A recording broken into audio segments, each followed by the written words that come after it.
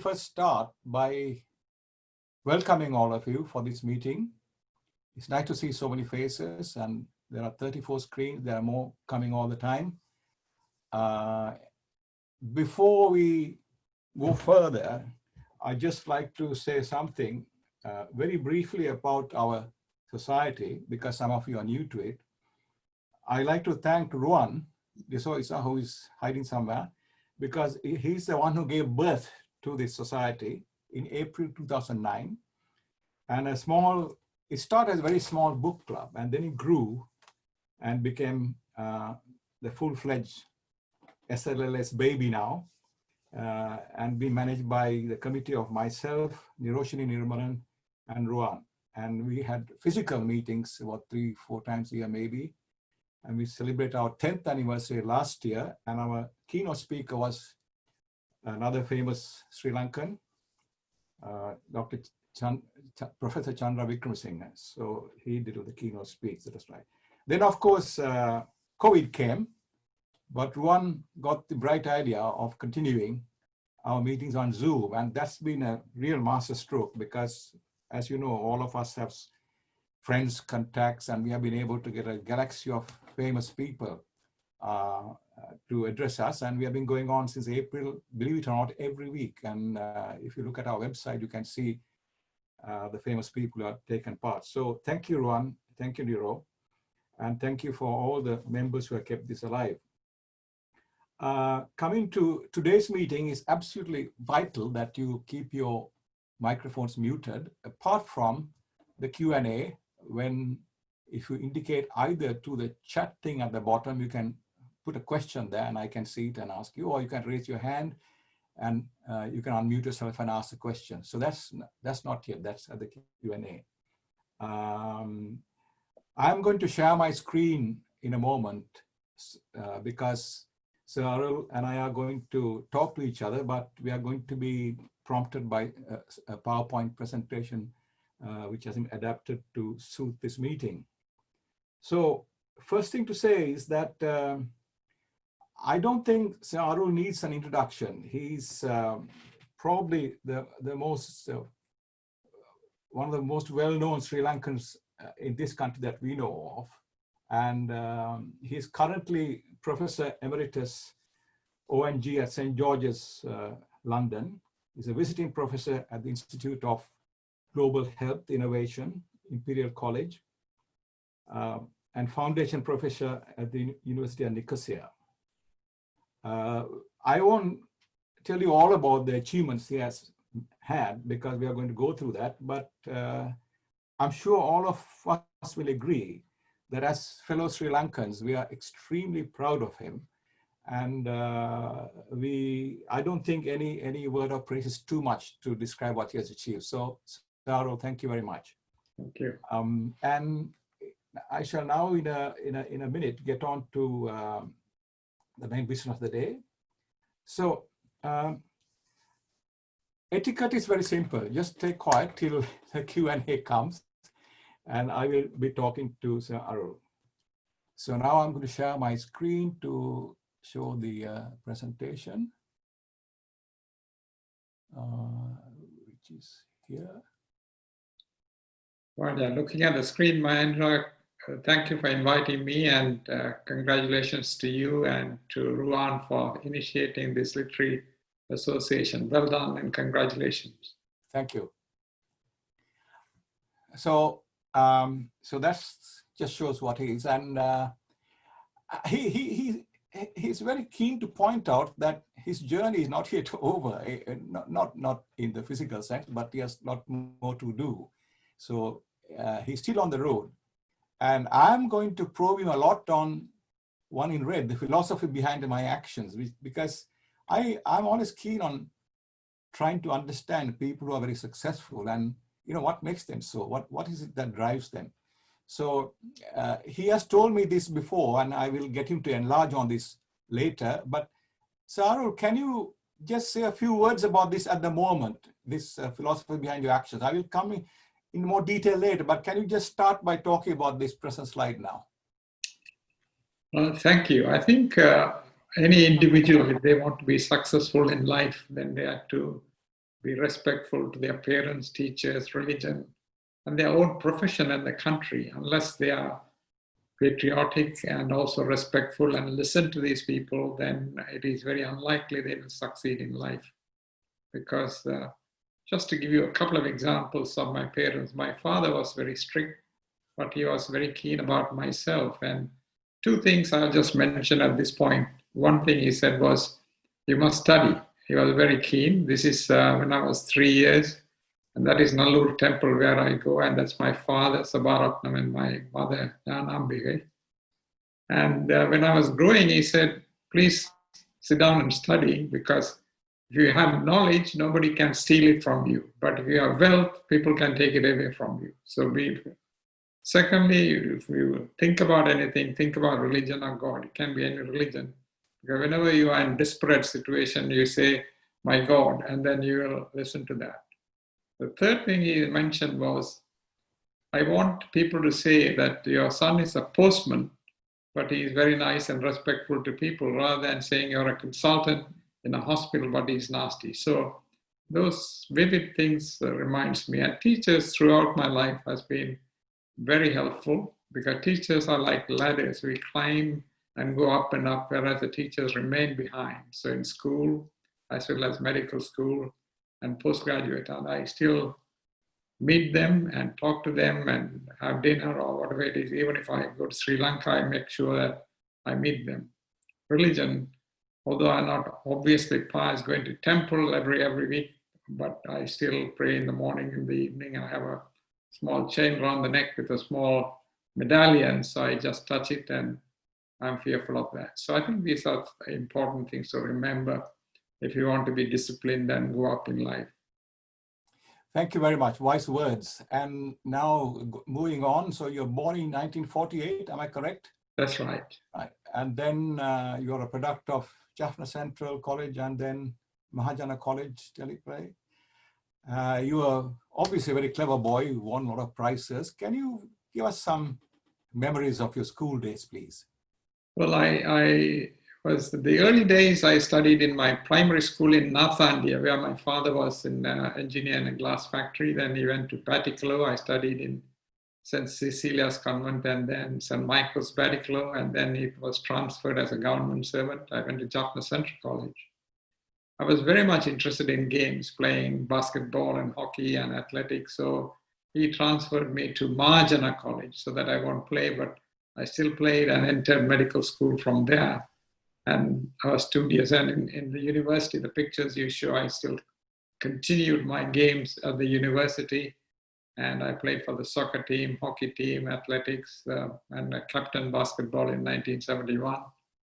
And so I'm very fond of games. And I got colors in hockey and basketball at the university.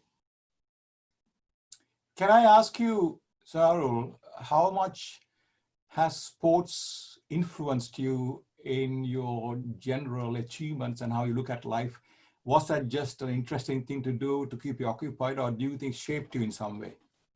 I think it shaped me in many ways, actually, because in a team you get different personalities, and especially the university, as I could see the basketball team, I'm just behind 1971. I'm from the medical school, but there are others are from science faculty, arts faculty, various other faculties. They have different outlooks. So how to get on with them and how to play the game. The second thing, to accept winning and losing as the same thing, not to get disappointed, because you'll have another opportunity to win if you lose, and you learn from the losing why we lost, where should we strengthen our side.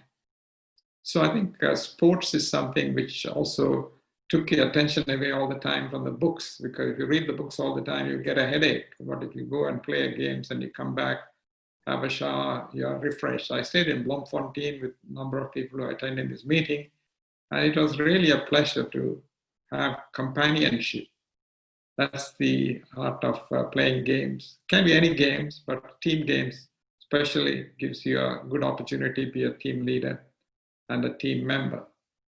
I think that's good advice. I'm sure when I look around me, I look at my colleagues who have done really well.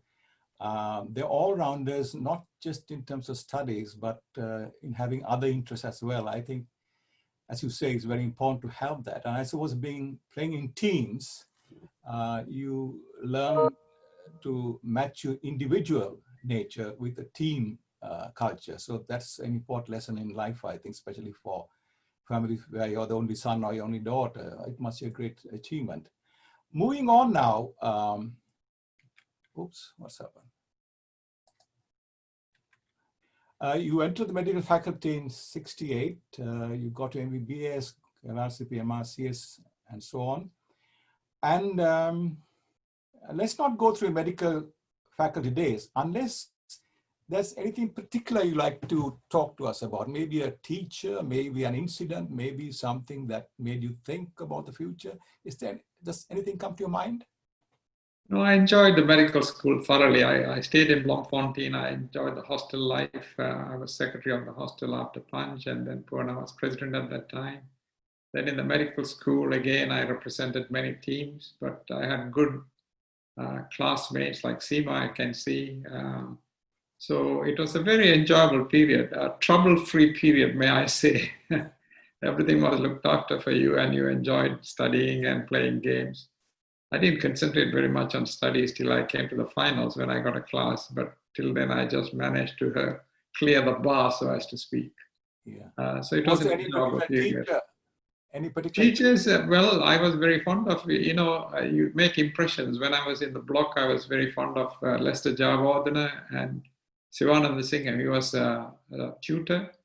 Then Carla Fonseca and Bull Senivaratna at the physiology. And every time I changed the view, I thought I should be like them because they were the role models. But when I came to the clinicals, then I wanted to be a consultant. Before that, I wanted to be a GP and play tennis and be in a small place. But then your ambition starts growing and you have role models. And I was impressed with obstetrics and gynecology. So I did my internship with Professor Priyani D'Souza and also with Dr. Ganeshan at Castle Street, just to select which discipline I would take. So I think it was quite good life as a student. Okay, I was going to ask you about that. What actually made you choose ONG when, as doctors, there's such a wide field open to us? What is it about ONG that attracted you? Well, I like the idea of looking after children, pediatrics or ONG. Both I wanted to try out as an intern. That's why I selected those two disciplines. Those were the things which appealed to me more. I was very fond of Professor Priyani and she was very fond of me. We are still very good to each other. I go and see her every time I go. And she encouraged me to do pediatrics, but I couldn't stand the sight of children crying. Prick the needle, it sort of hits your heart so much, especially doing lumbar punctures and so on. And I went to ONG. Of course, disasters do happen from time to time, but that's a rare event. Most of the time, they're happy. And also there's a mixture of surgery in addition to the medical issues. So I thought I would select ONG instead of pediatrics. So these were my two choices. In fact, I did my DCH and was about to go into pediatrics, but then I decided to do obstetrics and gynecology. Okay, when you do ONG, obviously you need to be a surgeon also because yeah. And were you good with your hands? Are you good in crafts apart from surgery? Are you handyman? Do you do DIY? Are your hands good? Well, I don't do DIY because most of the time I'm meddling with books and writing chapters and articles and preparing talks. But as surgeon, I was very well trained by Dr. Ashley Dasanayake. Mm-hmm. He was the consultant for me at Castle Street. He was a superb surgeon, very methodical, and also he gave everything for you to do from fistula to cancer surgery to anything. I think Punch worked with him as well. So I think he was a very good boss, gave a free hand, educated me in technique. So when I went to the UK after I finished 2.5 years with him, I was very confident and people were surprised that I could operate confidently and they gave me the necessary recognition in the UK. Of course, this is something we all faced, people coming in my era. The people here were amazed by the skills we had and the amount of experience we had. That's right. Some of the surgical people, they have done more operation than their bosses. So that's not possible now. Yeah. Yeah. How long did you work at Castle Street? I worked 2.5 years. Huh? I did my internship, then post-internship in Ragama as a relief medical officer. I did surgery and medicine. Yeah. Then 2.5 years at Castle Street, 1 year at accident and emergency, and then left to the UK for postgraduate studies. Right. So when did you do this business? Right, this is as a reserve assistant superintendent of police. I had a good friend called Meryl Gunratna, who was DIG, and he got interested, Punch, as he's here, and we joined the police force as reserve officers. We got training at the Kalutara Police Training School, and we did manage to see patients in the police hospital, and as well as the non-aligned conference, we were moving around. So we had to go to Ampara to give lectures in first aid and so on and so forth. So we did a lot of work as reserve police officers. So this is not a permanent job, but this is beyond the normal working in the hospital. So if we finish at 5 and then go to the police hospital on the weekends, or take a week official leave to work for the non-aligned conference. So it was a very useful experience. And also there were a few others from other disciplines who joined as reserve assistant superintendent of police. So how did you know about this opening there? Was it through Meryl or you? It's through Meryl initially, and then we got DIG Vamadevan, who was introduced to me, and then I think Punch, myself, Mirando, a few of us joined as reserve police officers. There were dentists, there were people from the Air Force, airport authorities, customs. So it was a good mix of people who joined at different levels as reserve ASP or inspector or sub-inspector and so forth. So you joined straight away as an ASP, you didn't have to go That's through. right. As a doctor, they allow you to go straight as an ASP, like a graduate entry assistant superintendent of police. Why not SP? That's a good question. Well, the commandant and the deputy commandant were also medical. We were in the medical corps. So the commandant was PR Anthony's, and then it was HHR Vikramasinghe. So it was a different card, a different seniority. They gave the ranks. I see. Right. Now we move to your next country, Singapore. Tell us about what made you go there and just educate us about your stay in Singapore from. Okay, so in 1978, I left Sri Lanka, got my FRCS, MRCOG, and so on, and went back to Sri Lanka in 1982 in January. I was very much interested in academic medicine, so I wrote to the Colombo Medical School, Kandy, and other medical schools, as well as Jaffna. But there were only 4 medical, Colombo, Kandy, Galle, and Jaffna. So there were no vacancies as a senior lecturer. So I started applying, looking at the British Medical Journal and to the jobs. And there were jobs in Papua New Guinea, Nigeria, Singapore. I got the job in Singapore. So I moved to Singapore in 1982 as a lecturer and then went up the ladder. And within about 11 years, I was appointed as professor through the ranks. And 94, I was appointed as head of department. So it was a good opportunity. And at the age of 45, I was head of department in Singapore within 12 years of my going there. So that was quite pleasing for me and for my family. And you met a lot of important people. Yes, I had. That's my daughter, Shankari, who is an obstetrician in St. Mary's, Paddington now. She was a president's guide, so we met with the president there, and then subsequent presidents also, we have met with the others on different occasions. So it was a very small society, but they respected each other. And I had a, what can I say, like a good innings in Singapore from 82 to 97. So like all of us, you had much more black hair then, and yes, beginning to bald a bit, is that right? Yes. Yes, starting to bald already. Here you are, another picture of you with an important person, Dr. Tony. Yes, he's just retired as president. Another person has come in, but he's Dr. Tony Tan. He was education minister, then he was the president. So I met him on occasions as well. Was it quite a shock to practice medicine in another country, which Singapore has a reputation for being very disciplined and organized? Well, I think the shocking thing is actually I purposely wanted to go and work in Singapore when I got the opportunity, because the hospital I worked was called Kandang Kerbau Hospital in Singapore. That was the one of two maternity units, and they delivered 25,000 babies each year. There are 3 units, whereas the UK units are 3 to 5,000. This is 25,000. So I was put to the labor ward to look after 10,000 deliveries as the person in charge. So I got a lot of experience, but also used the opportunity to produce a number of research papers. So I think it is different because the language is different, Chinese and Malay. The number of people who had to look after, so you had to be very slick and smart to do the work. But of course, there's a lot of help. There are a number of house officers, consultants who are helping you at the same time. So it was difficult to start, but you get adapted as soon as, in a few months. Were you helped at all by maybe some other Sri Lankans who were there before in Singapore and made a name for themselves, and therefore, I from Sri Lanka say, oh, he's from Sri Lanka, he must be okay.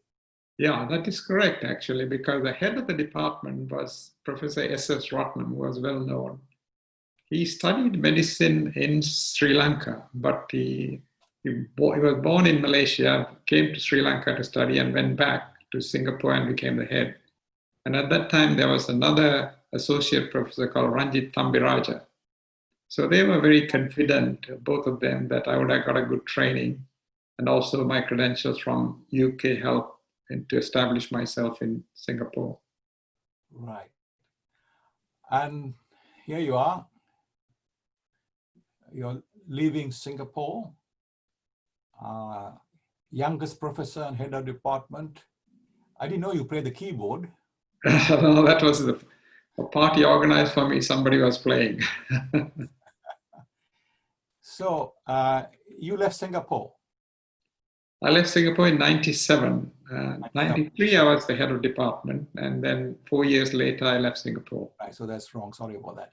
No. Can I ask you why? I mean, is it too personal to ask you why you left Singapore? You are a head of department, well recognized, probably well remunerated. Yes. Disciplined country. You had everything going for you, and then you left. Yes. Well, I think at the time I left in 97, my daughter, who studied in Norway, strangely enough, for 2 years, she went to Imperial College to do medicine, and my son, who was just next to her, was also coming to UK to study. I have a third child, who was a son, who was 5 years old, so we didn't want to separate the elder two from the youngest.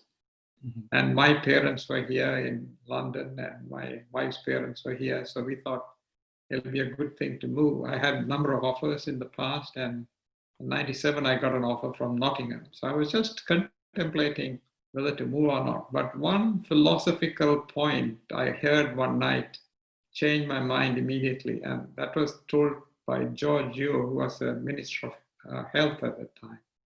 He was very friendly. He came and said hello, and then he went to give a talk. He said there are 3 important things to human being. One is money. Second is time. The third is energy. Energy means health and happiness. If you are healthy, then you can be happy and you have energy. So if you're healthy and happy, you can have energy. And he said there are 3 stages of the human being: young, middle age, old age. Young age, you study, and the God gives you time and energy, but no money. The middle age, the God gives you money and energy, but no time, because you're working. Old age, you get the money and the time, but no energy. You're unhealthy or you have some illness or something. So every 5 years after the age of 45, you have to make a calculation of the money, time, and energy and decide where do you want to do the change. And the only time you can change properly is when you are 45, 50, because you can give up some of your money in order to get time. So that night I went back home and took a piece of paper and put money, time, and energy and calculated. And I said, well, this is the right time for me to move to UK because the offers are coming and I had enough money and I wanted time to spend with my parents, with my wife's parents, with my children. So next morning I went and I said to my wife, we'll auction the house and then we are moving. I haven't even attended the interview at Nottingham. I said, I'll get the job. And then I gave in my resignation and left. So the real push was actually the family, but I was contemplating all the time. But then after I heard that, I decided that is what I should do. So that's the secret behind my movie. Family reasons, but tipped by these three equations. And if anybody is contemplating at the age of 45, 50, if they want to retire at 60, when they retire at 60, they should get 70% of the current income they want to live comfortably. So that was again from the actuary. So I calculated all that and decided to jump in. So this one summarizes what you just That's mentioned. right. The three essentials: money, time, and energy, and the three phases of life: young, middle age, and old age.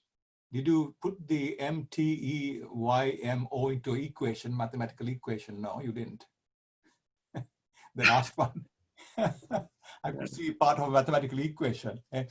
Time equals MT plus E, whatever it is. Yes. Okay, so that's why you left. So we quite understand that now. And then you entered the UK, is that correct, 1997? Yes, I was appointed as Professor of Obstetrics and Gynaecology at Nottingham, but they wanted me to take in charge of a Derby hospital, where they wanted to put the second medical school and also to merge two hospitals. So I was appointed as professor and also as the non-executive director of two hospitals, the Derby General as well as the acute hospital. So I was 4 years, I was doing that. The medical school came up, and then the job opportunity came in London at St. George's, and the consultants rang me, and then I decided to go. And here is again a very important thing. I didn't take Nottingham or St. George's just in the lighter vein. Before I took Nottingham, I visited them 4 or 5 times and made a calculation, met with the staff, the doctors, the consultants, the junior doctors, the midwives, the managers, and asked about teaching, about research, and made a plan. If I come, what can I do for teaching? What I can do for clinical work, research, and then put up a plan for 4 or 5 pages and submitted it to the dean and the vice chancellor. I did the same thing to St. George's. I came 6 times and met with different people. So planning is power, so it's quite important. First, I will assess myself whether I can fit into the group and also whether I will earn the respect, and then put the plans, what I will do. And we'll ask them, this is the extra amount of money I need to do these things and extra amount of people I need to do the things. And then with that agreement, I then get shortlisted, go for the interview and get selected. So I think I was invited to apply for Nottingham and invited to apply for St. George's, which I was very fortunate. But then I didn't just jump in, but I planned it well, gave them the plan, and they accepted it, and they did the interview as usual. They had to advertise, they had to have another few candidates, and then you get selected. Right. You exemplify what I often tell young friends of mine who come to England, who are worried about the fact that they're Asian or that they are not white or they're not educated here. I tell them that in England, if you are professionally competent and if you're good, they recognize you. That's absolutely right. And I think you're a great example of that. I tell, don't have this hang up that, oh my God, I'm from Sri Lanka, I have no chance. There are people who are here applying, I have no chance. I tell them, don't ever think like that. Don't underestimate yourself. If you're competent, if you're good, if you believe in yourself, you'll get there. You support that? Yes, absolutely. Just to give you a couple of examples, I mentioned about religion, and I read Bhagavad Gita, and they say that if a job is available for a head clerk and a manager, if you're contemplating whether to apply for a head clerk or manager, then you're not fit enough to be a manager, because you must feel confident in yourself. You can be the manager, then only you apply.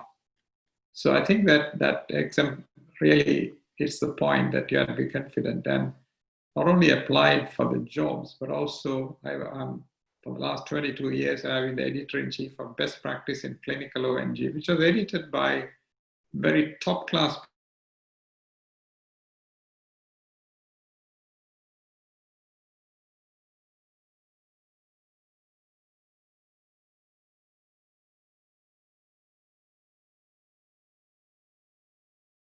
if you take over. So the only word I could do encourage the youngsters is actually don't worry about what is ahead of you. You can achieve it, but you can't just achieve it sitting. You have to work hard for it. You must get competent in what you're doing.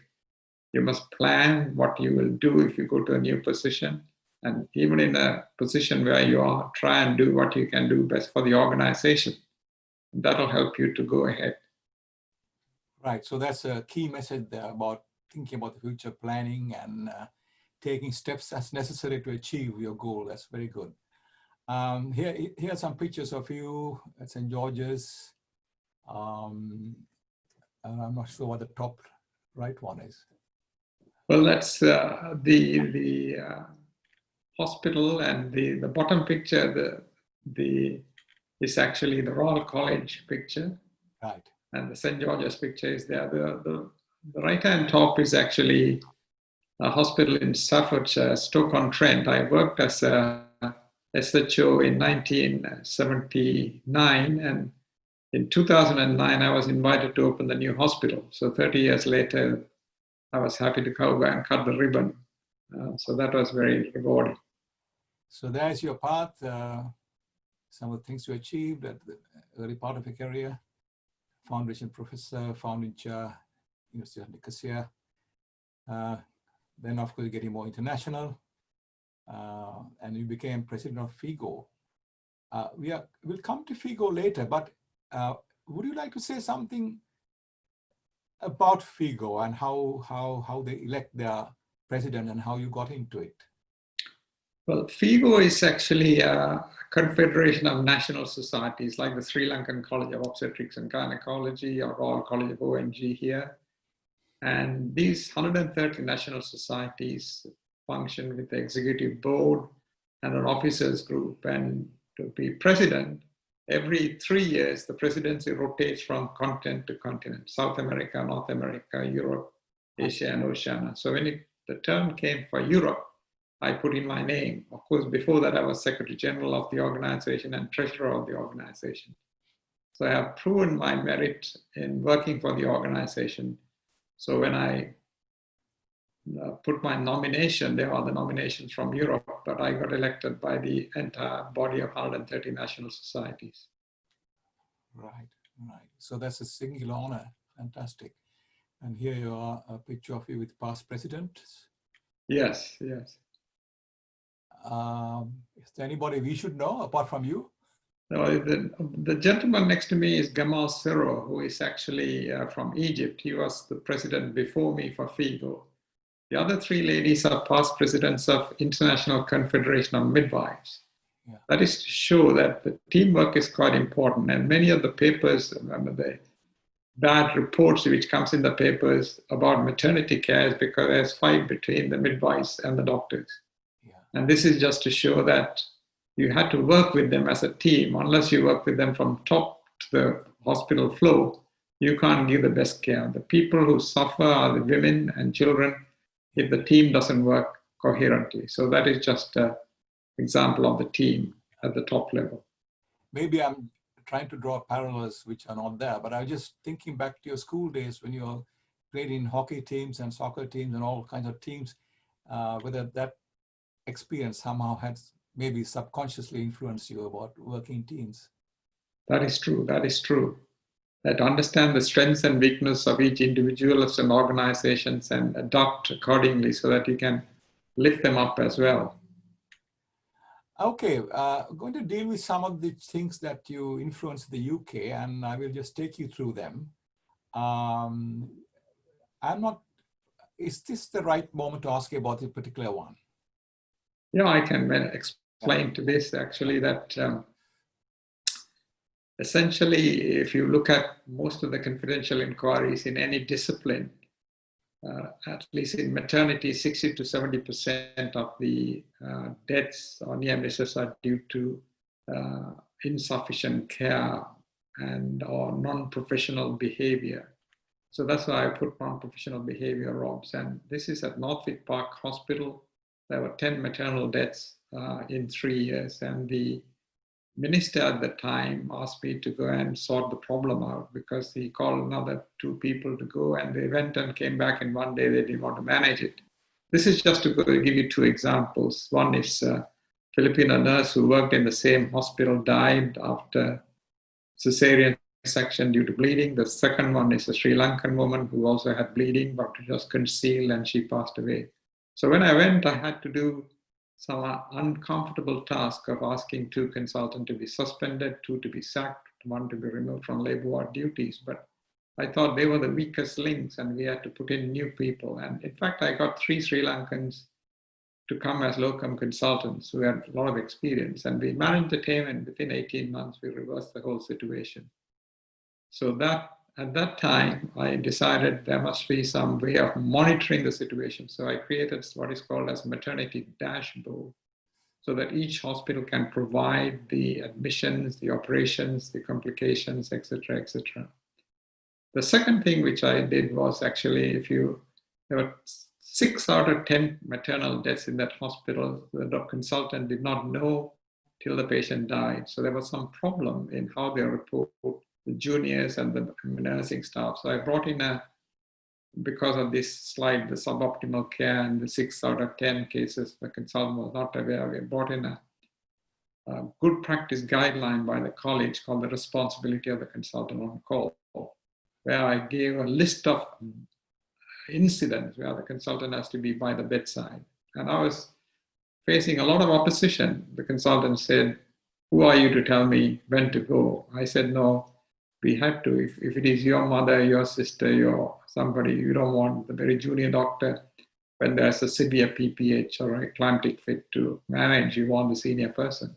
So I managed to pass it through the CNST at that time. And this is a list just to give you some example, like reoperation in the theater. Or when the trainee asks, saying, "I'm unable to manage, please come," then you must go. You shouldn't say, "Oh, just carry on or do this, do that" on the phone.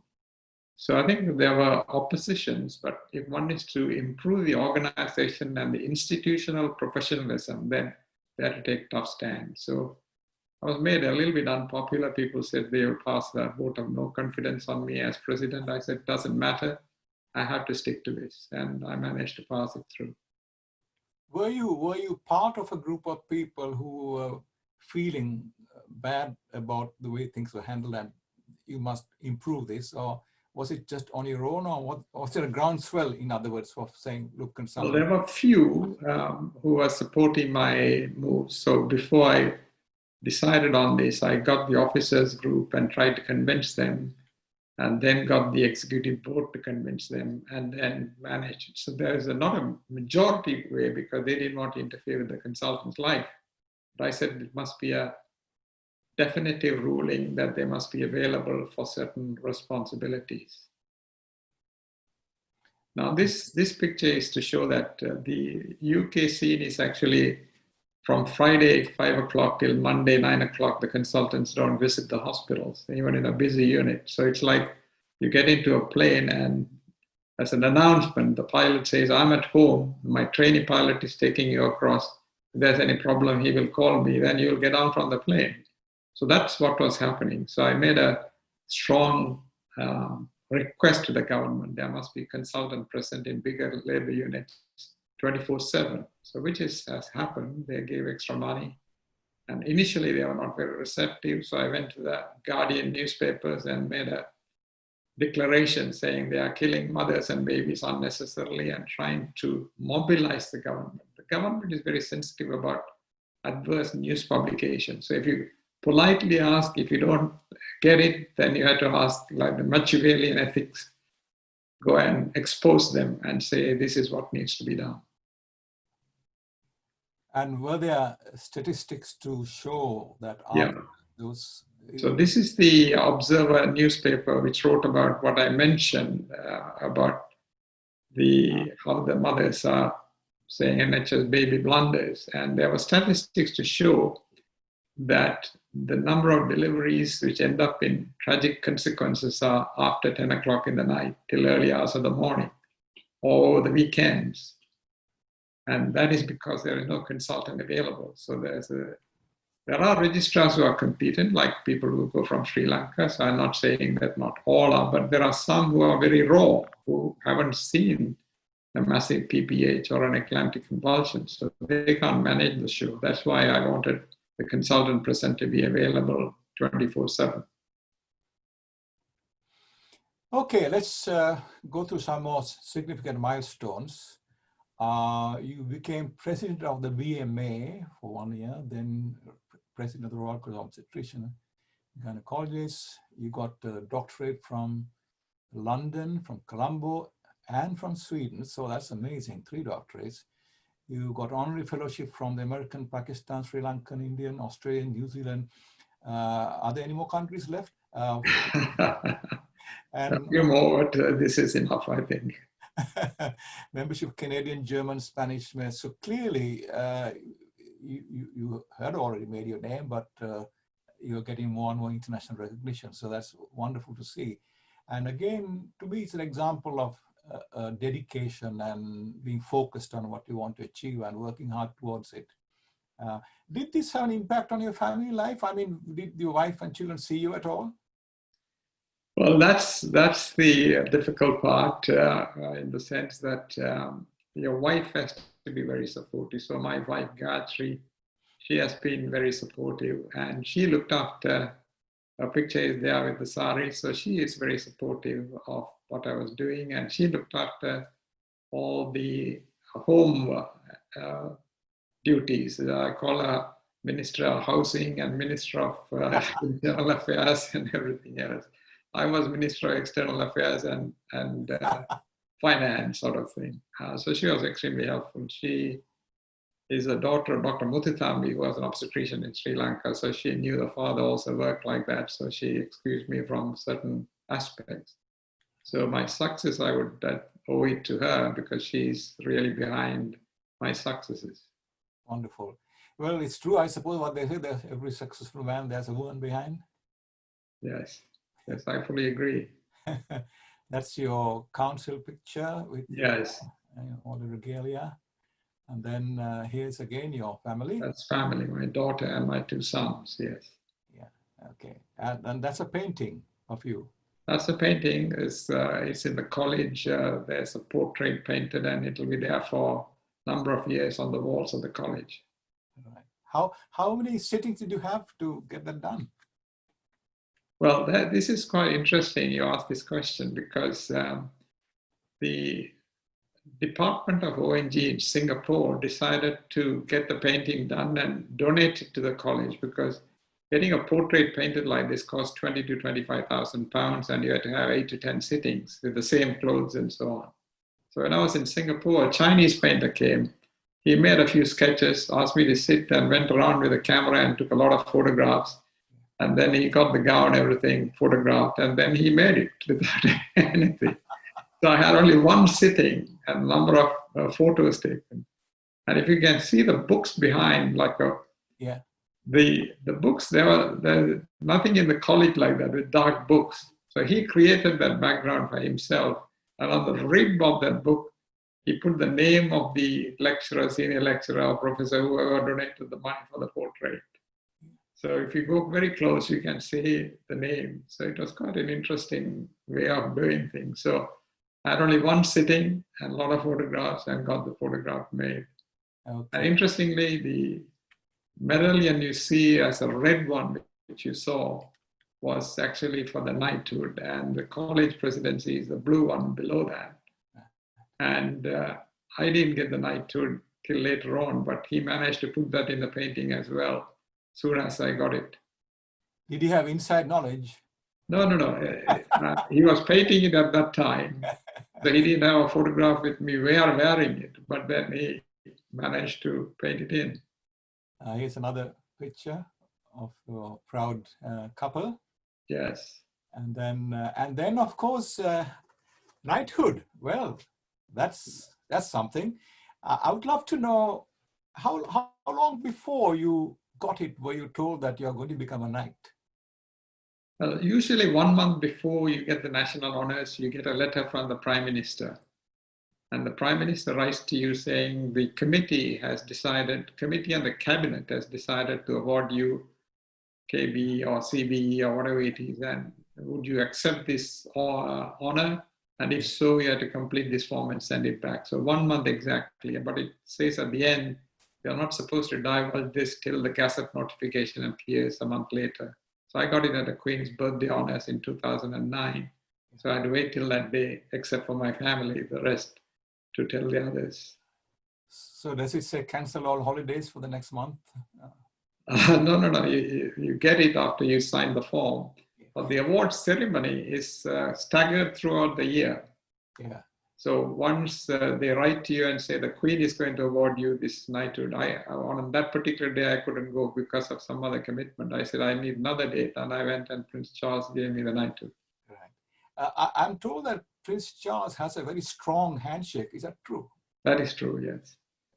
Did you have quite severe pain in your hand after? No, not at all, not at all. No, normally you're expected to spend 2 or 3 minutes with him, but I met him on a few other occasions. And the first question he asked me was, haven't we met before? So I said, yes, tell me when, and then I had the conversation. So he just laughed, and when I got out, the person who was in charge said, why did you spend more time? I said, well, not me, I asked Prince Charles about that. Was he quite easy to talk with? Very easy. Okay, so that's that. And then that's, of course, the family, again, with your medal. Just tell me who they are from. That's my wife, and next to that is my daughter, who is the eldest, and next to her is my youngest, who is a computer science graduate from Cambridge. He has just finished his PhD, and the one which is the faintest right behind me is my second child, who is a son, who is a consultant intensive care unit at UCL. Right, wonderful to see that, lovely picture. And then, of course, you met some more other important people. I've been in front of number 10, but not the way you were. But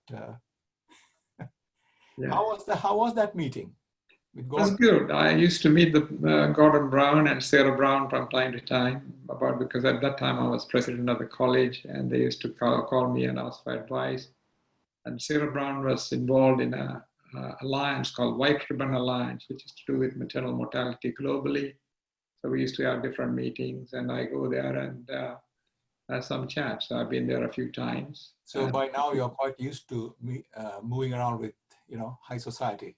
Oh, well, they ask you for specific advice, and you give advice, and that's it. Have a cup of tea, and then you leave.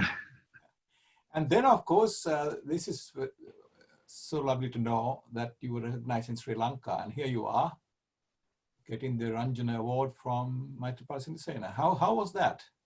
That was good. I was nominated by the Sri Lankan College of Obstetricians and Gynaecologists and the Colombo Medical School for various services or work done with them. And so I was very pleased to get this award last year. Was it just you at the time, or were there other people who? No, the people are seated, as you could see right behind at the end. There were altogether 24 people, but there were 3 international awards. One was me, one was Dr. Sivathasan, who is a cardiothoracic surgeon from Singapore.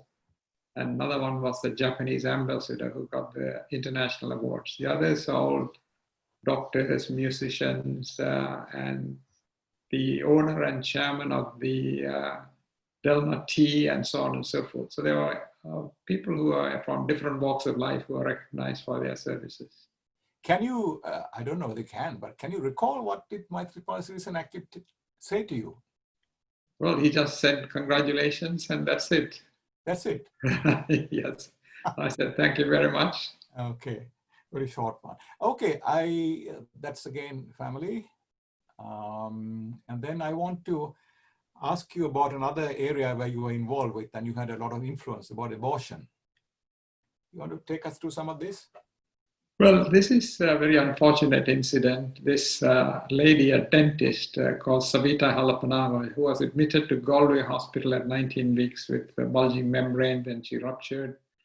And they didn't want to do a termination because it was, if you do a termination which was thought illegal, then they will go to jail for 13 years. So the consultant did not want to do it because the fetal heart was present. Medically, half will say yes, half will say no. Finally, while she was waiting, temperature went up, pulse rate went up, blood pressure dropped, and finally she died of severe sepsis and septic shock. So I was asked to come and chair a committee to look into this because of my previous experience with Northwick Park Hospital. So I went and made an inquiry, and I mentioned that there were a number of mistakes made by doctors, midwives, consultants, everybody. But the stumbling block was the law. Because of the law, people were scared to do things. And I said the law should change. So I started working with the Irish Family Planning Association. I had several meetings with professionals, the parliamentary select committee, and finally it came to a referendum. And the referendum was passed 66-33 to allow abortion. So this is a different podium. This is, can say, the parliamentary select committee, and I'm sitting and giving evidence. And they could be quite harsh. One member of parliament pointed a finger at me and said, "You are an abortionist." I said, "Well, sir, both of us are abortionists. I support legal abortion. By not supporting legal abortion, you support illegal abortion." He was a bit flabbergasted. Then he said, "As a woman who had an abortion in England and came and died in a taxi due to bleeding, so it's all your fault from England." I said, "No. If you would have allowed abortion, she would not have gone, she would not have come in a taxi. And if it is illegal, she would have even gone to a hospital." So it's very frightening to face the parliamentarians because they put all sorts of questions, but you have to answer that and give scientific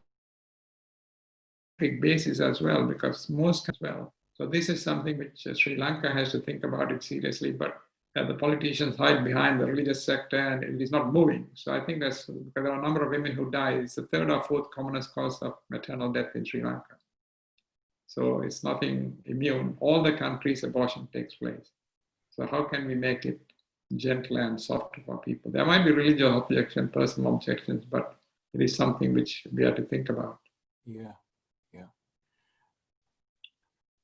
And what about this picture? This is after they won the referendum by 66-33. The whole country was celebrating, going on the road. But I like the words, Ireland's journey to care, compassion, and choice. So which is very telling of this, especially the young. You know, one of the things we forget is there's a lady on the extreme end who is older. At those days, they used to, if they get pregnant and they were not married, they were sent to convents called Nazareth House, and they are kneeling on the floor when they are pregnant, brushing the floor, ironing, washing, and so on. And the children are taken away from them and adopted to others. And the mothers don't know where the children are, the children don't know where the mothers are. And there were mass graves found in certain places. So there were a lot of things happening behind the scene which people don't know. So I think it's the correct thing to do for Ireland, because 4,800 women come every year and get abortion done in the UK before the referendum was passed. So you can imagine the difficulties these women would have had if they didn't have access to England to have abortion done. They would have all ended up in a convent or some other thing. And nowadays, even married or who are living in partnership want abortion because the other child is too young. The abortion is a very sensational subject. It's an emotional subject, but I think we have to tackle it either way and say what can be done and what cannot be done. What you just said now also made me reflect how, in the course of your career as a doctor, how it changes you. I like concentric circles. In the mid, at the beginning, you're there with patients, and that's the relationship. And then it widens to the patient's families, then the hospital, then to the trust, to the district, and then to society. And you get more and more outwards from your beginning as just a doctor dealing with the patient to society. You agree? Yes, I completely agree. So it has to be looked at in different aspects, and I think one individual, but this is the beauty of medicine, that when we look at patients and when we discharge a patient, we have to see who is behind this patient. Has he or she got support at home? Are they living with somebody? How are their living conditions? Whereas in a busy hospital, we just try and discharge, our job is finished, but it's more than that. I think the humanitarian side has to come in and the human rights side has to come in. And the Colombo Medical Faculty has introduced those subjects now as part of their curriculum. It's wonderful. Few more things before we finish. This is an important one. I'm sure it's close to your heart. Would you want to say something about this PPIUD initiative? Yes, this is actually postpartum intrauterine device. When I was SHO to Ashley Dozenak, and we used to do postpartum sterilization. Women are brought in a bus and they sit in a queue, and we do punch can, I suppose, and we do 10, 15, 20 cases a day. And my long commentary for my MRCOG was sterilization, and I have done myself nearly 2,000, so you can imagine. And these are all young mothers, 18, 20, 22, 24, 25. And it was bothering me a lot because with the tsunami time, the mothers lost even 10, 15-year-old children who have been sterilized. So I decided we must look into an alternative, which is actually putting a coil in, which can be taken out at 3 years, 5 years, 10 years, depending on when they want to. The stumbling block was actually, if you put in a coil soon after delivery, it might drop out. But I found that if you put it right to the top of the fundus using a special Kelly's curve forceps, then it'll remain. The dropout rate is less than 2%. So we did the pilot project in Sri Lanka with the ministry's permission, and we showed the dropout is 1.5%. So we expanded that program to Nepal, India, Bangladesh, Kenya, and Tanzania. And we're finishing this year. We got a massive grant from anonymous donor from the USA and did this project. And it is very successful. And Sri Lanka, it has been introduced throughout the country. So in all the acute hospitals, instead of offering sterilization, you can have sterilization, but an alternative should be postpartum IUD or an implant. So which is real satisfaction for me starting from my early career. These some of the countries where? Yes, where I have been. Japan is of course a scientific meeting, but Nepal, where we did some work, Kenya, we did some work. I said Kenya again. What about the fistula? Because I heard terrible stories about fistula in Ethiopia and the fate of people who were hospitalized and sidelined. So Ethiopia is well known because it's a vast country, and the women walk 3 days, 3 weeks, 3 months to get to a fistula hospital because it's not freely available. So during even before my time, the FIGO has been involved in that interest, and there's a famous hospital called the Hamlin Hospital. A couple called Hamlin started a fistula hospital in Ethiopia, and they were training people. So we managed to support through the FIGO a fistula initiative, so to train a lot of doctors from different countries to repair fistulae. So that is one way of helping fistula women. But the main thing is to improve the care in labor so that they don't stay in labor for more than 24 hours. If they stay for more than 24 hours, there's a possibility it might cause necrosis of the vesicovaginal area, and vesicovaginal fistula can form. So that's part of the work as FIGO. Is it only in Ethiopia, or is it? It's in many countries. Bangladesh, India, the numbers are coming down, but more commonly where the women had to travel a long distance to go to the hospital. Because are they ostracized as members who are, not worthy of being? That's right. So once they get a fistula, they are outcast. They are put on a shed right behind the house because they are smelling of urine and leaking urine all the time. They get crouched up and their muscles get wasted. So when they go to the hospital, not only repair, but they have to be rehabilitated, how to move the muscles and so on. So it's really a curse for women who are getting pregnant, and unfortunately they get the fistula. Okay. You want to talk about these 2 slides? Yes, this is with Mahendra Gonsalkorale again. We started the PPIUD initiative during his time as minister, and the lady next is Turkey's, who is from the Anonymous Donor Foundation, and Rohana Tatu and his wife Chandrika. I stay with them every time I go there. They have been very supportive. And during his time as president, they built the Sri Lankan College. They had the foundation put in, so I sort of chatted with him, and I said, we will give the funding to put the council room. You get Wilfred Pereira and the others to give some money. And now there's a Sri Lanka College of ONG has a building. They have a lecture theatre on the top floor, and they have an additional building now, which is not seen here, for training center. So I was stimulating them and gave a little bit funds and moving with them in order to organize CPDs and so on. So that's the building of the Sri Lankan College. Was this before or after your knighthood? This was, I can't remember the exact date, but I think it was probably after. Probably. I was going to ask you whether Maithripala knew a few more words than congratulations by the time. Well, knighthood was certainly before Maithripala Sedanayak when I met him, but the Sri Lankan College, I can't remember exactly, but I think it was afterwards because I went to open the building at that time. And here you are in Cyprus. What are those? How did you get involved there?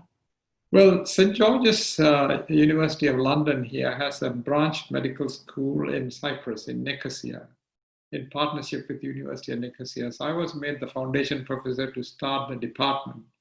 So I mobilized, when I went there, I didn't stick with only the students. I mobilized the others who were there, like the Perinatal Society and so on, and started combined CME, and also did some mobilized clinics in buses to go and do smears and so on. So I got a President's Award, like the Sri Lankan Ranjana, they have a Citizen Award in Cyprus. So I got a Citizen Award in Cyprus as well for my services last year, which was very pleasing. What about this Gates Foundation? What's that about? Well, I work very closely with the Gates Foundation on various projects, not only I'm part of some of the projects, but also advising on the project.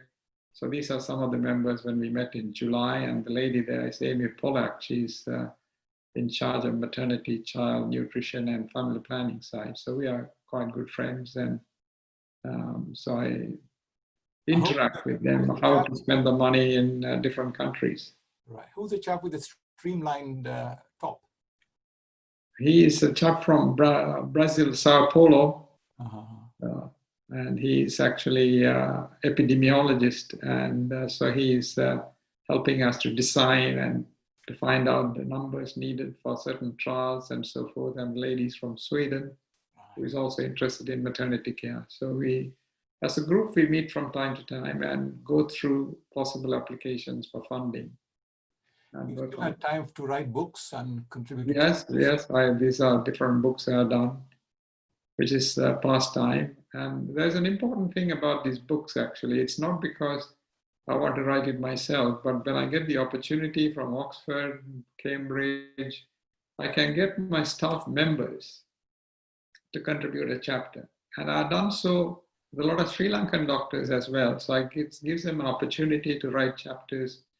And so it's a lot of hard work if you're editing a book, because sometimes you have to rewrite the whole chapter. But at least it gives you an opportunity to nurture the younger generation to come up. Very good. So, okay, we'll finish very soon, but I just want to get you to talk about this a little bit again. You have mentioned this before, so I won't go through this particular one. I think people got the message. But I like you to talk about this one, because I got the impression that this had a great impact on you, the Birkenhead. Yes, this is, whenever we visit a place or go somewhere, we always talk about women and children first. Sort of literature survey, where did this women and children first come from? And it comes from this HMS Birkenhead in 1845. It was sailing off the South African coast, and there were not enough lifeboats, and the captain orders the women and children first to the lifeboats, and the captain and the crew stood by, and 193 only survived out of the 643. So this is one of what we call as a best act of professionalism and chivalry. And I can convert that into COVID and the NHS staff now.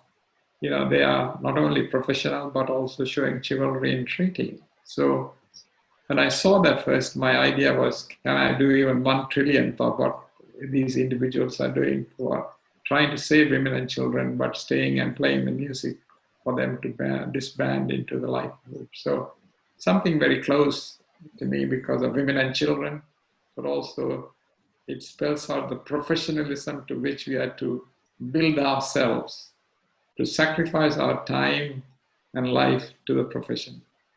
Yeah, thank you very much. That's beautiful. This is, of course, your coat of arms. You want to talk us through that? Well, when you get a knighthood, the Queen writes a letter and says you can get a coat of arms. And there's a College of Arms where you have to go and face an interview. And they interview and ask about what did your wife bring for the wedding as flowers, and how many children, which is the temple you attend, and etc., etc. And they construct a coat of arms for you. And this is the coat of arms for me, which I can use on letterheads and visiting cards and so on. Interestingly, Knight Bachelor means you can't pass that down your generation. That's what the word bachelor, like Bachelor of Science, Bachelor of Medicine, you can't pass it down. So Knight Bachelor is, it stops with you. But the coat of arms can be passed down to your sons, not to the daughters. The sons can't use it as it is. They have to change a color in one of those areas, and then they can use, and they have to register with the coat of arms, or College of Arms. And you can have a motto, and I have put sacrifice and service.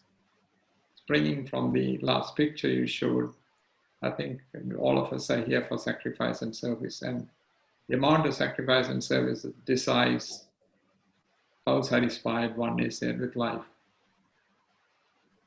And you finish with those last two para, which I shall read out, but of course, this is what you said.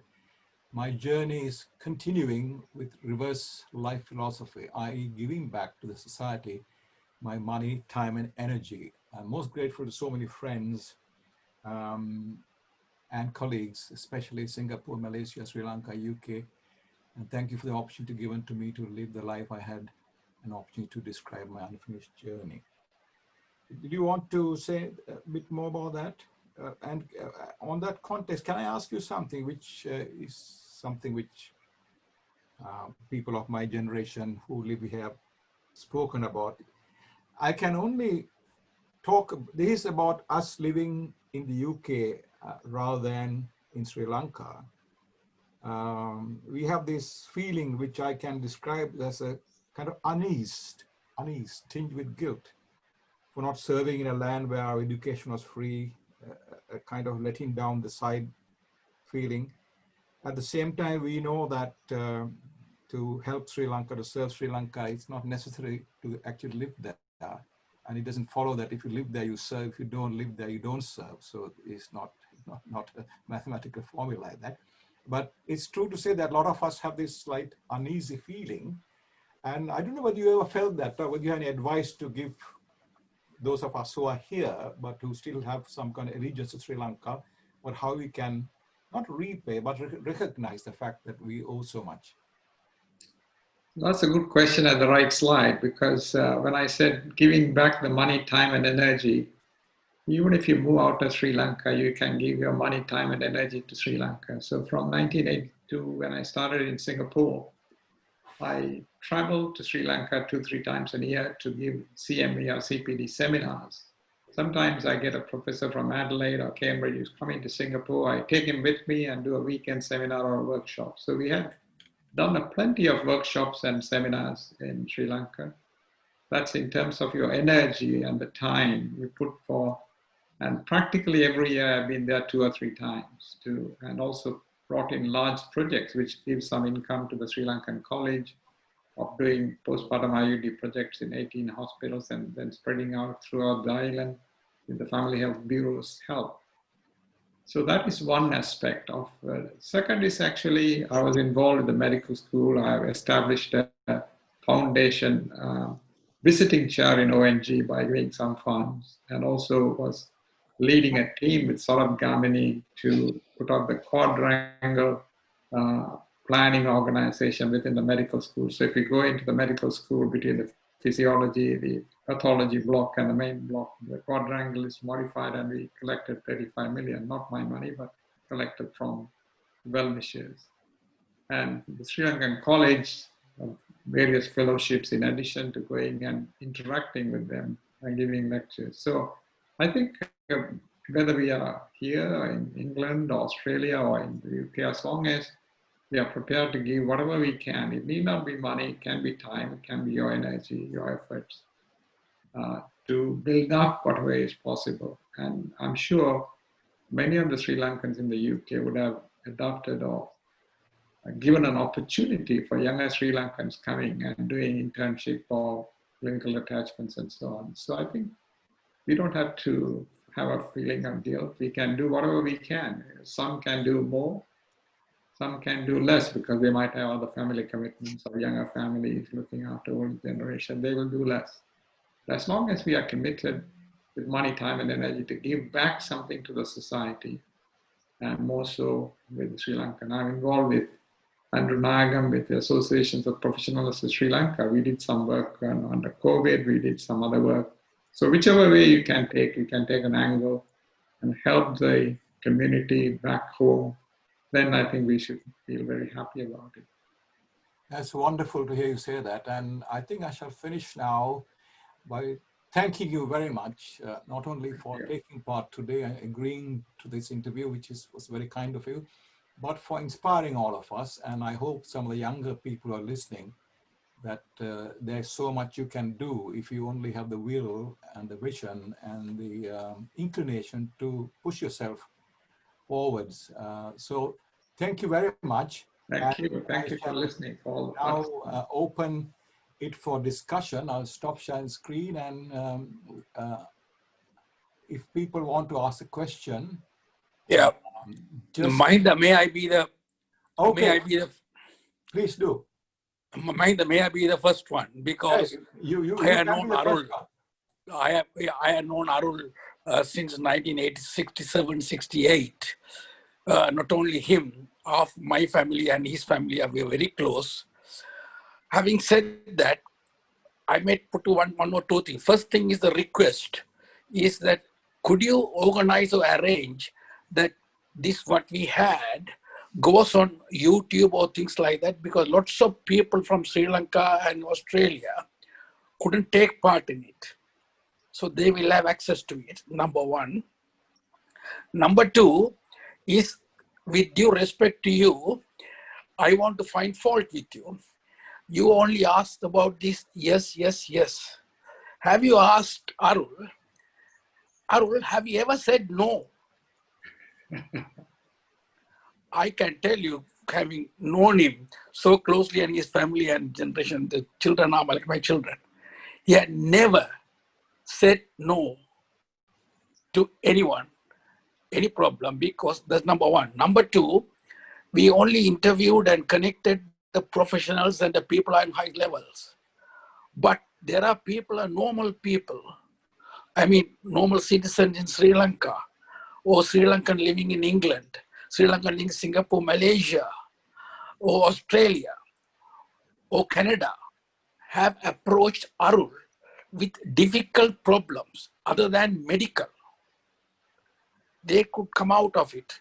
They were, I mean, I can't, I have to be very specific in telling, very careful in describing it. So to my knowledge, he has helped plenty of people who are not medics, who are not politicians, who are not leading people, ordinary people on the road. And then second one is, I had the privilege and the opportunity to meet and look after his parents and his in-laws. They were great. If you see his father, that is, if you see his, I mean, and known his father, Arul was there and Arul is here. Anyway, having said all that, thank you very much for the opportunity, Arul. It's great. Keep it going. And the Home Minister or Interior Minister, Internal Minister, Gayatri, is doing a wonderful job. Thank you. Okay, cheers. Yes.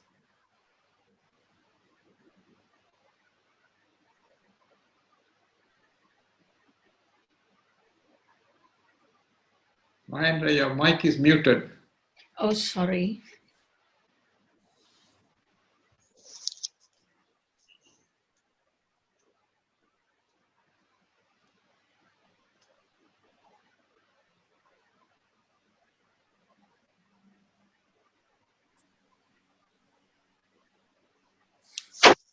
Mahendra, your mic is muted. Mute. Can you hear me now? Can you hear Yes. me? I can We can hear you. Yes, yes. Okay, Yes, now. Gayatri. Yes, Yeah. yes, yes.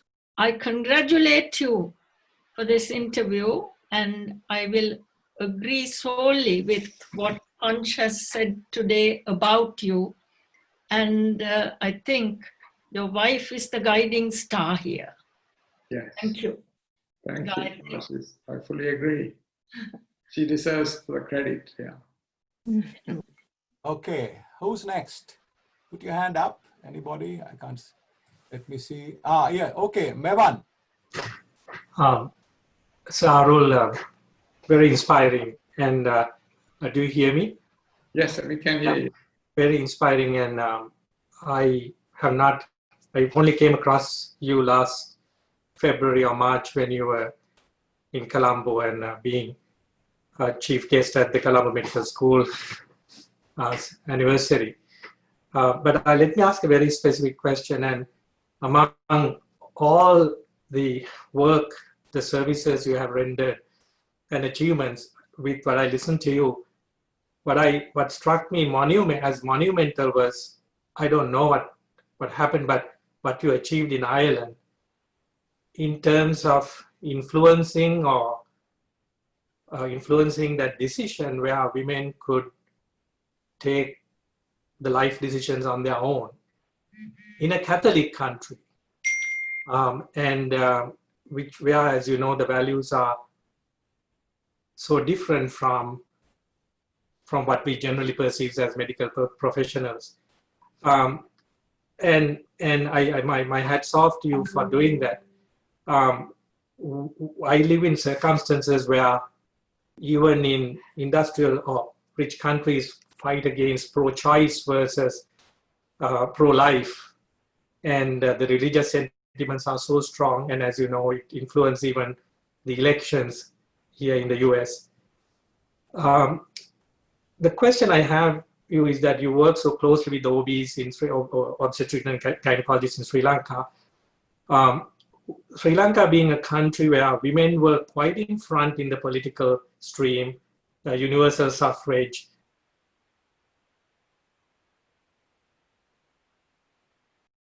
so high, which has been the success.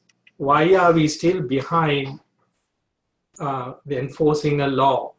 What work is being done? I'm sure you are very well aware of it. Is there any signs of progress that we could implement something like that? Last but not least, I mean, I just pulled this in. As you know, there's this huge cases going in Kurunagala right now against and a physician of a particular ethnicity and so many allegations. And so it's so many sentiments around these things. So have you been able to influence the Sri Lankan think tanks and decision makers with regard to the women making their own decisions regarding their bodies and health? Thank you. It's a very important question. I'm glad you raised that question because I've been trying very hard to make an inroad, and the Sri Lankan College of ONG, I've given some lectures and also met with the Sri Lankan Family Planning Association. And Pramila, who was the director and then deputy director and so on, has been very instrumental in organizing these meetings. And we are human rights people. And we met with members of parliament and with the minister as well. And we gave written information as to how it can be done. Because at the moment, even for lethal malformation, we had to get special permission to get it done. And if it is for rape by incest, there's no way out. We had to carry on this pregnancy. And every day there are illicit abortions taking place and maternal deaths, which are about 8 or 10 for the whole year, but it is the third or fourth cause of maternal mortality. So the ministers whom we have met every time we meet them is actually better ask the high priest of the Buddhist and high priest of the Catholic faith and then come to us after getting agreement. So we explain to them it is nothing to do with religion, it is to do with the law, and the law has to be changed by parliamentarians.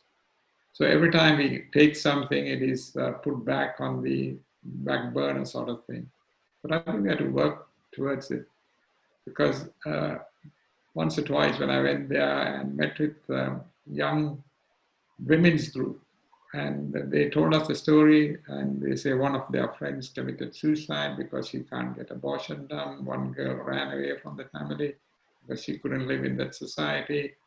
There are others who got beaten up and so on and so forth. So the culprit behind all this is a man or a boy or whatever it is, and they go scot-free, but the people who get caught, unfortunately, the women, and they have no choice. And this argument is brought about the self-justice. And generally, in ethical terms, self-justice is up to when the fetus is viable, then we have to give the beneficence. So if it comes to the borderline at 20 weeks, and then it is not fair to ask about abortion.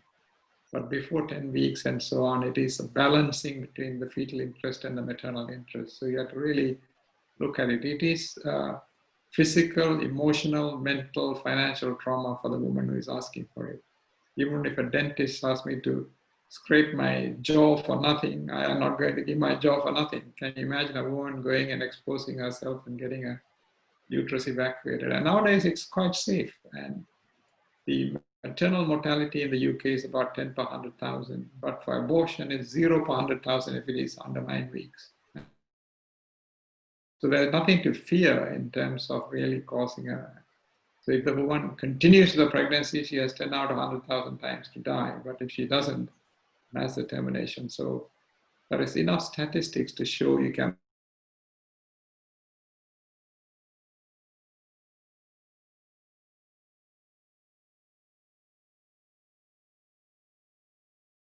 So I fully agree with you, and I think we have to work on it and see where we can progress in Sri Lanka and save young girls and mothers. And many of the mothers who have it illegally done and who die have children. So they are left with 2 children without a mother. So it's not a simple matter, and it's a very sensitive matter, but we have to take it up. Thank you for the question. Thank you very much for your honest response there. It's a big topic. I think we could talk about it for a long time. Are there any other questions, any other aspects anybody wants to ask? Anybody? Raise your hand, please. Or I can't see anybody raising their hands. Can you? Sam has a question, Uncle. Sam? Yeah, okay, right. Davinder, okay, Davinder. No, Sam, Uncle Sam. Sam. Where's Sam? Hi, sir. He's Thank you. Sorry, I see you now, Sam. Okay, Sam, go ahead. Okay, I think I've seen few obstetricians on there, and Prof Arul, I think I can remember as well as from medical school. You could remember that when we tried to get PPI for this country, we struggled so much and so long and didn't get anything. But I can see when the North Peak Park was in real trouble, I think he airlifted 3 Sri Lankans to UK and sorted all out and saved so many lives. So just shows how much risk he took and how much power he used and how much good he has done. But that's a comment. My main thing is when I look at Prof Arul, you could see in all photos that he got a smile on the face. And when I try to close my eyes and recognize Arul, what I see is not in his jacket with a tie or with some cloaks and thing. I just see him with a black rugby shirt in the university. Prof didn't mention that. Am I mistaken for somebody else, or you did rugby at university? Yeah, I did that, but I have only a few pictures, not all the pictures. Thank you very much for your kind comment, Sam. And Sam was one of the other consultants who came us to help Northwick Park. Thank you. Anybody else with a question? Can I go on the issue made by Bevan? Yeah, please do.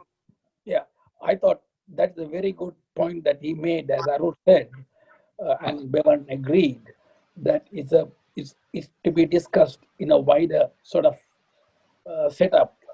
And I know it's too much for me to ask you, right? I should be doing it, but you are doing it, to create another platform for an issue like that, life that matters. that is the issue that can be analyzed at various level, at various points from various issues. Life that matters. If any professionals can contribute in their own way, they should be welcome. That's it. Sorry. Thank you. Is there anybody else with any other points that outside what we discussed now? I don't see any. I had to switch between the gallery screens to see who's raising their hands. Yes. Okay. I can see Roshan Alpha. Well, that's me. I see. No, okay. Go ahead. Go ahead. Go ahead. Hello. Can you hear me? Yes, we can hear you. Thank you, Professor Arul, for such an insightful and inspiring talk. But my question to you is, as a non-medic, it's really because given your illustrious career and your years on different panels and all of these, I just want to ask you a pertinent question, which I know is both ethical and moral. I mean, it's a dilemma, but when does death actually cease to be a medical event? When do you give the patient the choice and the empowerment to, make those decisions? I would just like to know your philosophical principles that you have formulated over the years. You're talking about end of life? End of life, yes. Yes, it's a difficult issue. It is debated every day, every month, every year. It's a difficult issue. I think the question really is if the burden of pain and discomfort and everyday living becomes more of a problem to that individual, and if it cannot be alleviated, then there's something for them to consider. And that is not only with them, but also with the close relatives and family, because they will be able to say, no, we can sort this or we can't sort that. So it should be not only mental, but mental and physical. It can be mental alone or physical alone. And I think it's a difficult decision, but I think it has to be done in consultation in a conjoined manner. And all doctors sort of transparent and open about, without over medication or intervention, to be able to have the courage and the honesty to hand it over to the patient. That's where I'm coming from. As to, Well, I'm not an expert in this area, so I won't be able to give you an answer. But I just want to know your philosophical principles. I mean, being in such an eminent career over the years, Okay, so my view is actually like a Liverpool pathway, which I have studied a little bit, where if the person is really suffering in pain and mental agony and so on, and they need 24-hour, 24/7 support, then there is an issue which one has to consider kindly if they have a wish. But if it is something which can be resolved, then we have to attempt to resolve the issue, whether it's mental, physical, emotional. And if it can be resolved, then it doesn't come to that stage. So I think it is difficult to say in one answer whether this is the right thing for that particular individual. So it has to be individualized. It has to be analyzed in conjunction with the closest family members and also the medical team, and then decision making. And the route taken is actually whether it is supportive care and whether supportive care can be withdrawn, and then the individual will succumb to that.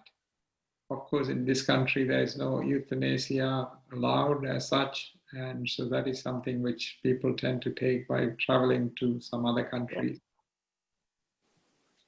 Thank you very much. Robin, did you have a question? You're forcing me to ask a question. I've been listening very intently, and I am very humbled to listen and to hear somebody. I don't know many people with knighthoods. We don't get knighthoods in this country, and but I'm curious about Professor Ratnam in Singapore. He was a pioneer in the And actually, most of the original work on gestational trophoblastic disease, hydatidiform moles, and choriocarcinoma were originated in Singapore. And I was wondering whether Professor Arulkumaran, Sir Arul, how much you interacted with him during those times. Yes, when the works were published, I was a lecturer. I was a young lecturer who had joined the department. And then I worked with him very closely, and we had to look after gynecological ward. Now, there is always this dilemma about the incidents quoted in the literature, which is the incidents quoted from Singapore is a hospital incidence of so many women who admitted, what's the percentage? So the incidence of choriocarcinoma appears higher compared to where they quote country incidence. But the different regimes, especially the chemotherapy regimes, starting from single agent with methotrexate and folinic acid rescue, and then combined and so forth, and not running into surgery because most of these will resolve with medical therapy. Everything was really evolved in Singapore, Hong Kong, that part of the world. So I worked in that unit for 15 years, and the first 3-4 years I was running around filling forms and giving the drugs and so on and so forth. So I'm very familiar with their work. Yeah, thank you. So when I worked in England, and I'm a pathologist, whenever people talked about hydatidiform mole gestational trophoblastic disease, there was one guy in particular, Professor Fox, who wrote, Fox from Manchester. Yeah, and he wrote that, Fox and Langley and those books.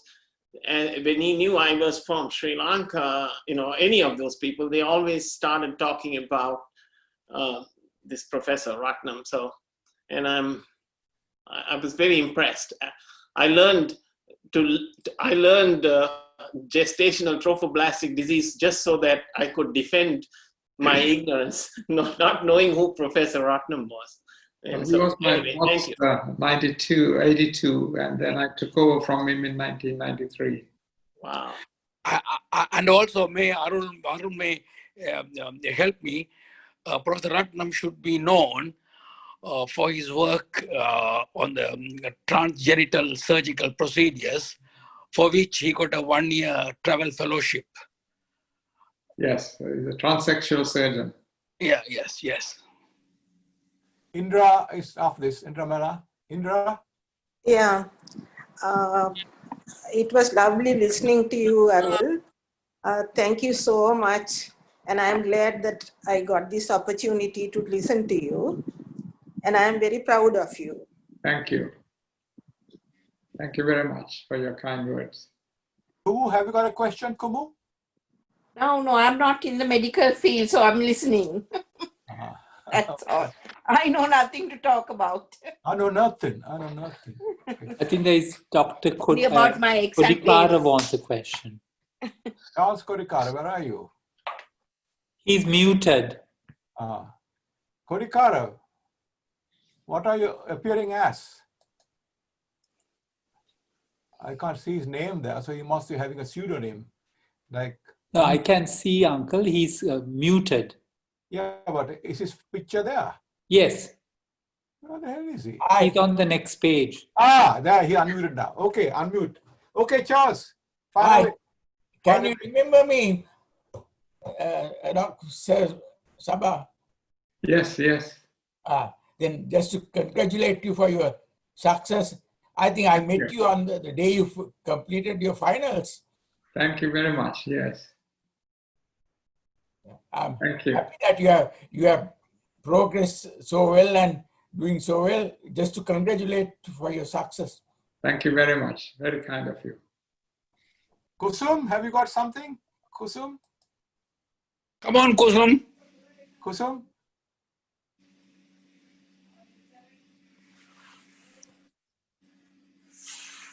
Yeah. Okay, go ahead, Kusum. There, Sobe.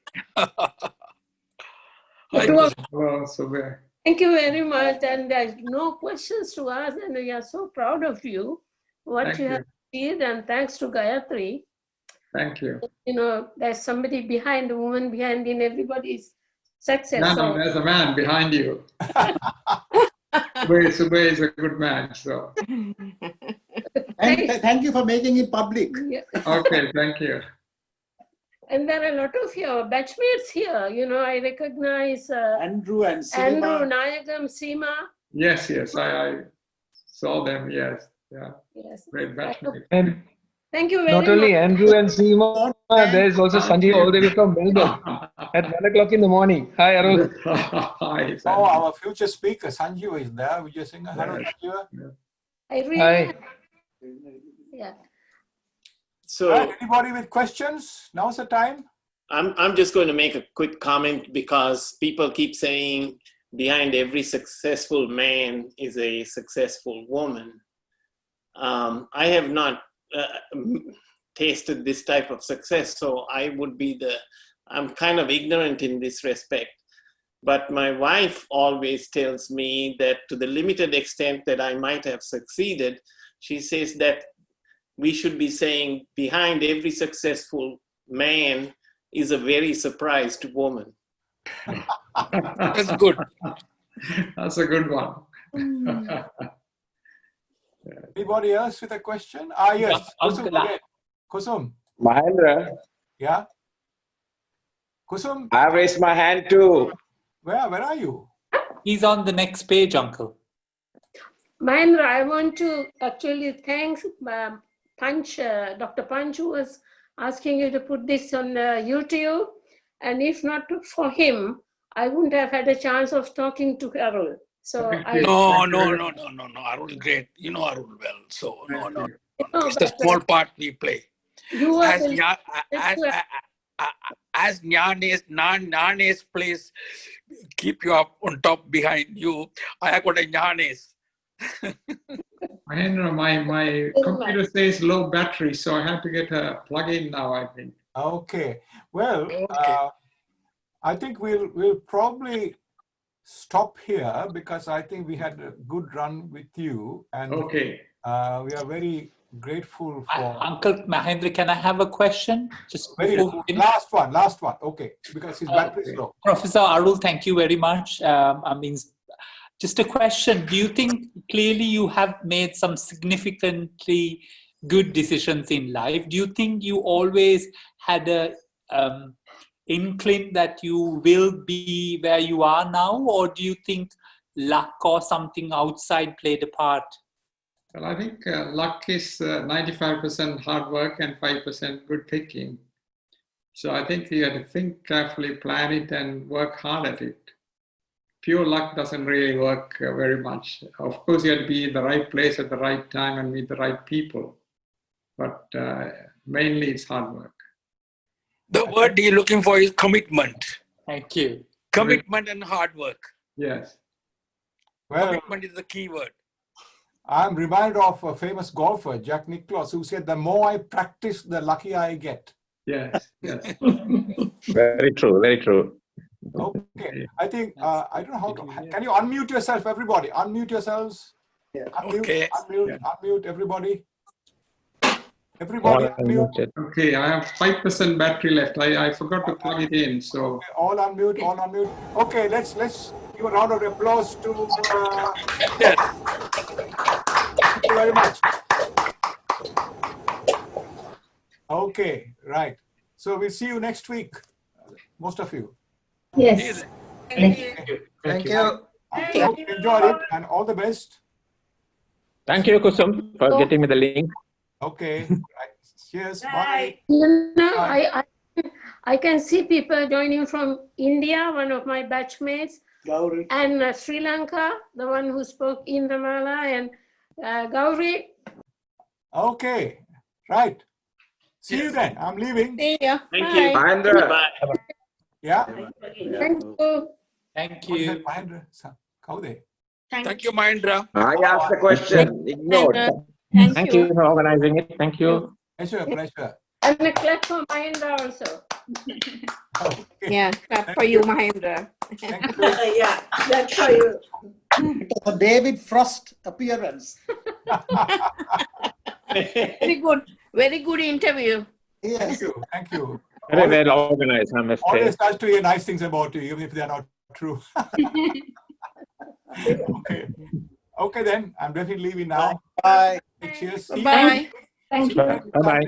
Okay. Bye.